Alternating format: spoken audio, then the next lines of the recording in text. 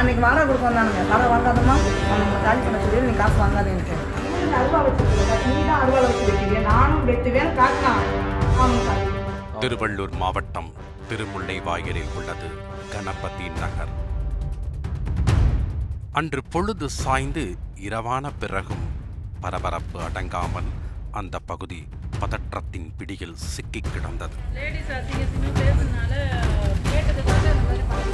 2 கஞ்சா ஆசாமிகள் கையில் கிடைத்தவர்களையெல்லாம் வெட்டியதோடு வீட்டிற்குள் இருந்த பெண்கள் குழந்தைகளையும் கண்மூடித்தனமாக வெட்டிவிட்டு தப்பித்திருக்கிறார்கள். காயம்பட்டவர்கள் மருத்துவமனையில் சிகிச்சைக்காக அனுமதிக்கப்பட்ட நிலையில் அச்சத்தோடு கூடி நின்ற மக்களிடம் விசாரணையை தொடங்கினோம். இந்த தெருவில் உள்ள இந்த வீடு ஆனந்தன் என்பவருக்கு சொந்தமானது. இதன் மொட்டை மாடியில் உள்ள வீட்டை முத்து என்பவருக்கு வாடகைக்கு விட்டிருக்கிறார்.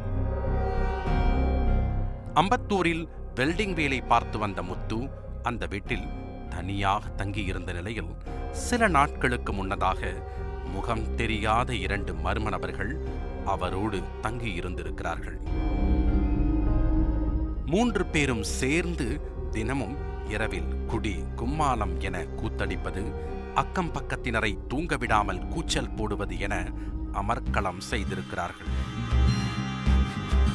சம்பவம் நடந்த அன்றும் 3 பேரும் சேர்ந்து மூக்கு முட்ட குடித்துவிட்டு ஆட்டம் போட்டிருக்கிறார்கள்.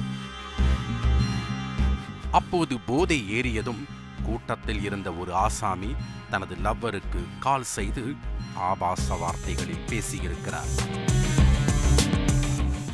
பச்சையான வார்த்தைகள். பக்கத்து வீட்டு கதவை தட்ட அருகில் குடியிருக்கும் பெண் ஒருவர் அந்த நபரை தட்டி கேட்க இருவருக்கும் வாக்குவாதமாகி இருக்கிறது.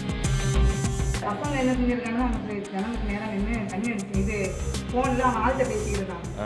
பேசிக்கிட்டு இருக்கும்போது அசிங்கமாக பேசியிருப்பான். அப்போ அங்கே லேடிஸ் அந்த பக்கத்து வீடு தானே, அவங்க வந்து என்னதான் நான் லேடிஸ் இருக்கணும் இப்படி பேசுகிறேன்னு வார்த்தைகள் கொஞ்சம் முன்ன பின்ன வந்திருக்கு. அப்போ வந்துடும், நீங்கள் இப்போ செருப்பால் அடிப்பேன்னு கேட்டிருக்காங்க. நீங்கள் எப்படி என்னை செருப்பால் அடிப்பேன்னு சொல்லலாம்னு சொல்லி சண்டை போடவும் என்னை கூப்பிட்டாரு. ஏன்னா இந்த மாதிரி அவங்க சண்டை போடுறாங்க, நான் போய் சத்தம் போடவும் சரின்ட்டாங்க. அக்கம் பக்கத்தினர் இருவரையும் சமாதானப்படுத்தி அனுப்பி வைத்த பிறகு கஞ்சா போதையில் இருந்த இளைஞர்கள் நேராக அரிவாளோடு தட்டி கேட்ட பெண்ணின் வீட்டிற்கு சென்று மீண்டும் வாக்குவாதம் செய்ததோடு அவரை சரமாரியாக வெட்டியிருக்கிறார்கள்.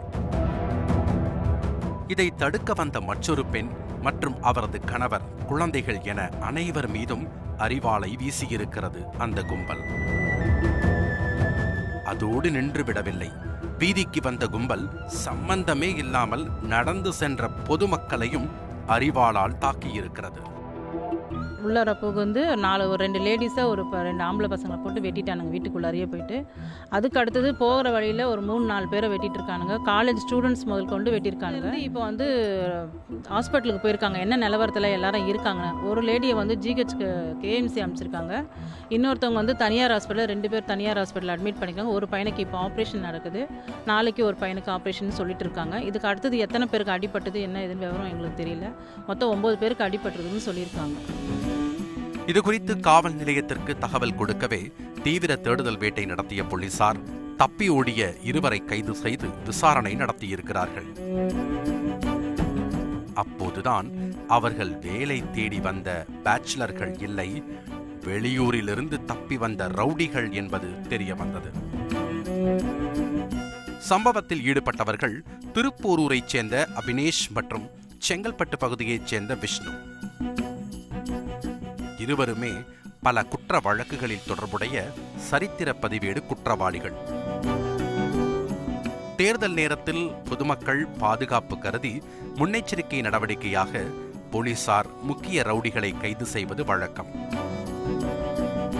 இதனால் காவல்துறை கைதுக்கு பயந்த இருவரும் தனது நண்பன் முத்துவின் வீட்டிற்கு வந்து அடைக்கலமாக இருக்கிறார்கள். நடந்த சம்பவம் தொடர்பாக இருவரையும் கைது செய்த போலீசார் தலைமறைவாக இருக்கும் முத்துவையும் தேடி வருகின்றனர்.